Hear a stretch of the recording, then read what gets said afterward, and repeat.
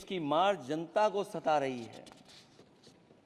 पिछले 10 सालों की उपलब्धि बस इतनी रही कि एक शिक्षा परीक्षा माफिया का जन्म हुआ।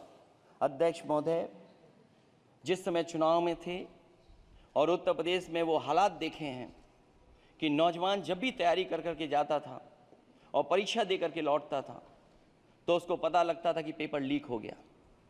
और उत्तर प्रदेश में केवल एक पेपर लीक नहीं हुआ है, जितनी भी परीक्षाएं हुई हैं सब पेपर लीक हुए हैं। केवल उत्तर प्रदेश ही नहीं, मैं माननीय सांसद की तरफ से सुन रहा था, कई ऐसे प्रदेश हैं जहां पर परीक्षाएं देने तो बच्चे गए लेकिन वहां भी पेपर लीक हो गया।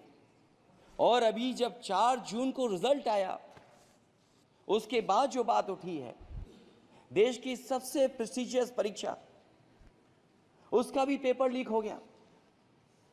और आखिरकार ये पेपर लीक हो क्यों रहा है? सच्चाई तो ये है कि ये सरकार पेपर लीक इसलिए करा रही है कि सरकार नौकरी नहीं देना चाहती, रोजगार नहीं देना चाहती, उन नौजवानों का भविष्य नहीं बनने देना चाहती। पिछले 10 सालों की उपलब्धि बस इतनी रही है कि एक शिक्षा परीक्षा माफिया का जन्म हुआ है, जिसने तथाकथित अमृत काल में युवाओं के भविष्य की आशाओं को ही जहर दे दिया है। जो सरकार उम्मीद को मार दे, वरना तो वर्तमान को सुधार सकती है, न भविष्य को संवार सकती है। सरकार आशा का प्रतीक होनी चाहिए, निराशा का नहीं। जनता की मार जनता को सता रही है। पिछले 10 सालों की उपलब्धि बस इतनी रही कि एक शिक्षा परीक्षा माफिया का जन्म हुआ।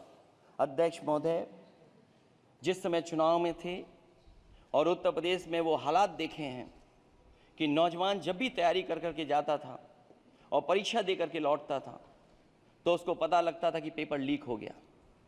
और उत्तर प्रदेश में केवल एक पेपर लीक नहीं हुआ है, जितनी भी परीक्षाएं हुई हैं सब पेपर लीक हुए हैं। केवल उत्तर प्रदेश ही नहीं, मैं माननीय सांसद की तरफ से सुन रहा था, कई ऐसे प्रदेश हैं जहां पर परीक्षाएं देने तो बच्चे गए लेकिन वहां भी पेपर लीक हो गया। और अभी जब 4 जून को रिजल्ट आया उसके बाद जो बात उठी है, देश की सबसे प्रेस्टिजियस परीक्षा उसका भी पेपर लीक हो गया। और आखिरकार ये पेपर लीक हो क्यों रहा है? सच्चाई तो ये है कि ये सरकार पेपर लीक इसलिए करा रही है कि सरकार नौकरी नहीं देना चाहती, रोजगार नहीं देना चाहती, उन नौजवानों का भविष्य नहीं बनने देना चाहती। पिछले 10 सालों की उपलब्धि बस इतनी रही है कि एक शिक्षा परीक्षा माफिया का जन्म हुआ है, जिसने तथाकथित अमृत काल में युवाओं के भविष्य की आशाओं को ही जहर दे दिया है। जो सरकार उम्मीद को मार दे, वरना तो वर्तमान को सुधार सकती है, न भविष्य को संवार सकती है। सरकार आशा का प्रतीक होनी चाहिए, निराशा का नहीं।